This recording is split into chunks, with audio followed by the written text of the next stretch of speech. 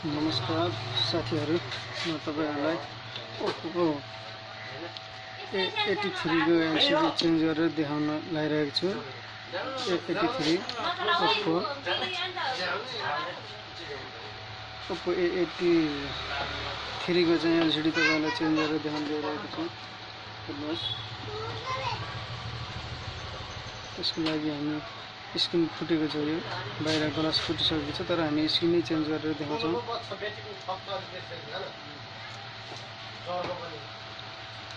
त्यसैले हामीले हाउजिङ खोल्नु पर्ने हुन्छ। यो हाउजिङ खोलिसकेपछि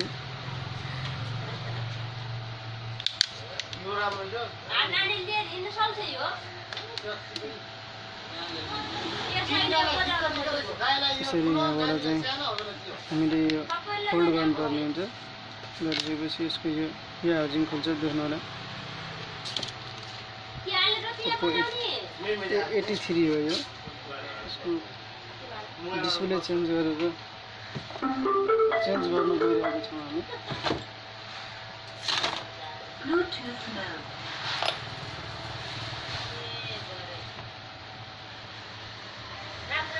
हामीहरू अब यसको नट खोल्छौँ। हामी नट खोलिसकेपछि तपाईहरुलाई चाहिँ डिस्प्ले, ब्याट्री सबै छुटाएर म देखाउनेछु। ब्याट्री कसरी छुटाउने, डिस्प्ले कसरी छुटाउने, सबै कुराहरू म तपाईहरुलाई बताउँछु। हेर्नुहोस्, यति गरिसकेपछि हामीले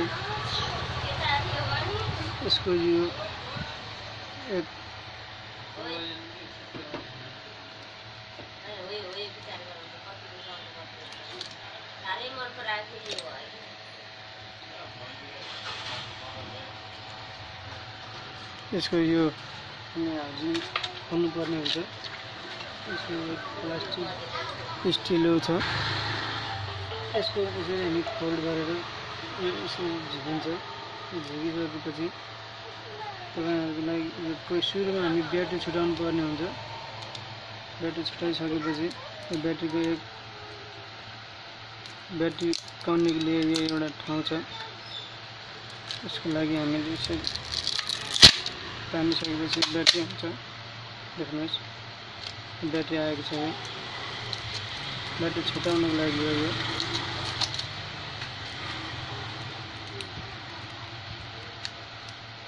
यसरी ब्याट्री छुटाइसकेपछि डिस्प्लेको पत्ता यहाँ छ। यो डिस्प्लेको पत्ता पनि हामी उकाउन सक्छौँ। त्यो उकाइसकेपछि हामी अब डिस्प्ले उकाउनु पर्ने हुन्छ। अगाडिबाट डिस्प्ले झिक्ने हो। यो डिस्प्ले झिक्दाखेरि ध्यान दिनुपर्ने कुराहरू धेरै छन्। यसको साइडबाट हामी साइडबाट चाहिँ उकाएर चाहिँ निकाल्ने हो। यसको लिए हामी यहाँबाट चाहिँ यसरी फोल्ड गर्न सकिन्छ। फोल्ड गरिसकेपछि त्यसको लागि फोल्ड गर्नको लागि हामीले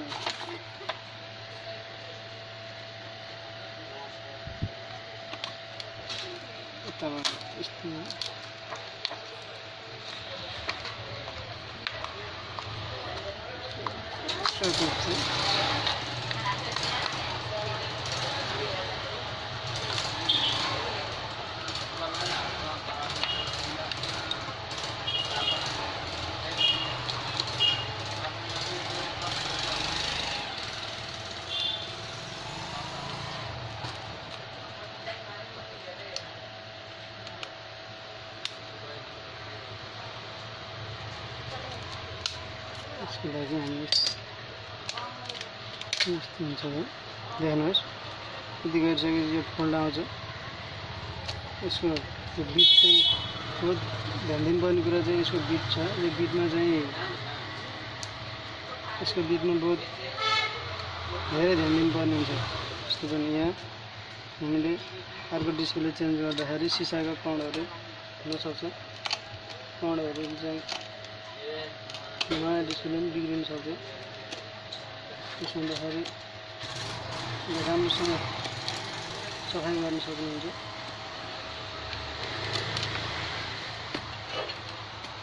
राम्रोसँग सफाइ गरेर मात्रै यसलाई फिट गर्नुपर्ने हुन्छ।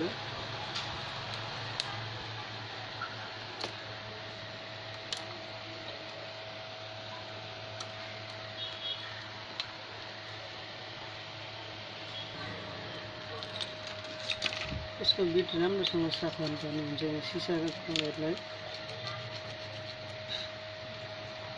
हेर्नुहोस्, अर्को डिस्प्ले फिट गर्दाखेरि यहाँ सिसाको कणहरू भएन भने त्यो डिस्प्ले भयो भने डिस्प्ले हल्का दबियो भने पनि यो डिस्प्ले फुट्न सक्छ। त्यही भएर यसलाई राम्रोसँग गएर राम्रोसँग साफ गर्ने।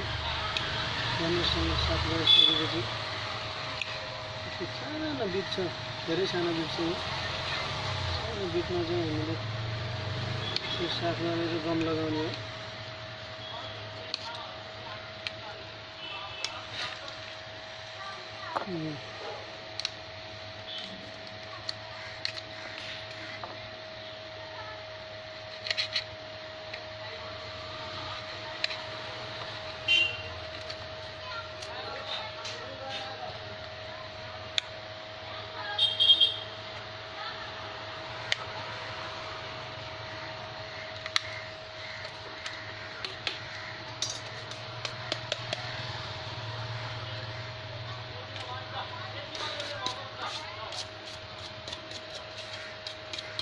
यति गरिसकेपछि यो साफ हो।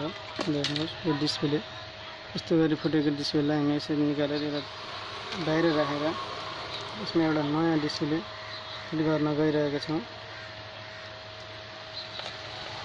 यसको लागि नयाँ डिस्प्ले फिट गर्नको लागि हामी सुरुमा डिस्प्ले चेक गर्छौँ।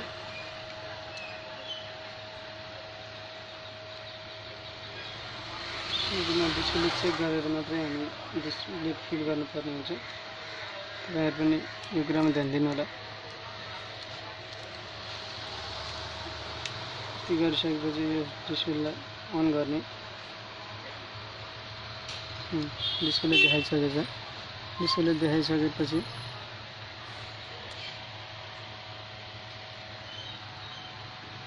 राम्रोसँग खोल्न दिनुपर्ने हुन्छ। एनी टाइम राम्रोसँग खुलिसकेपछि यति गरिसकेपछि डिस्प्ले खुलेको छ। डिस्प्ले खुलेपछि टच चेक गर्ने। टचको लागि चाहिँ पासवर्ड छ। पासवर्ड राखिसकेपछि यसरी टच चल्यो होइन। टच चलिसकेपछि यसको हामी अब गम लगाएर फिट गर्नुपर्ने हुन्छ। यसलाई गम नलगाइकन त्यतिकै फिट हुँदैन। यो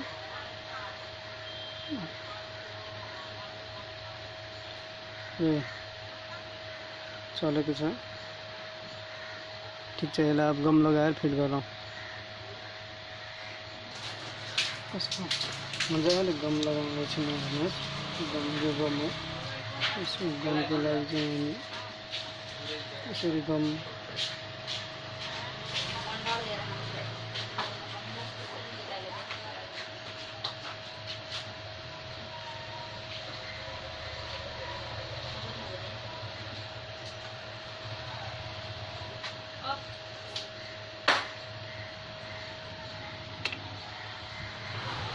पुरै यसरी गम देख्न सक्नुहुन्छ। गम लगाइएको छ यसमा पुरा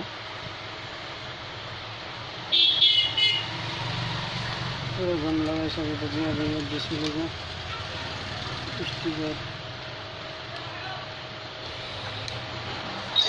लगाएर यो डिस्प्लेलाई फिट गर्न सकिन्छ। यति गरिसकेपछि यो डिस्प्ले फिट हुन्छ। गमबाट चाहिँ फिट भइसकेको छ। यसको अब फिट गरेर देखाउँदैछौँ।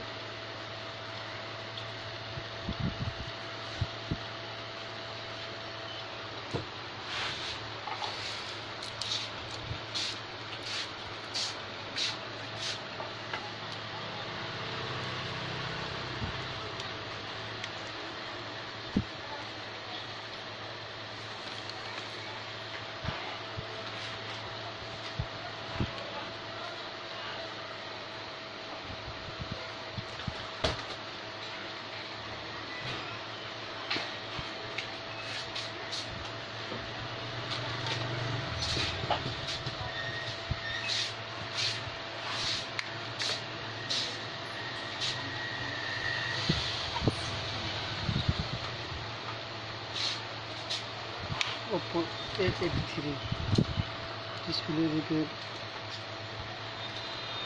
चेंज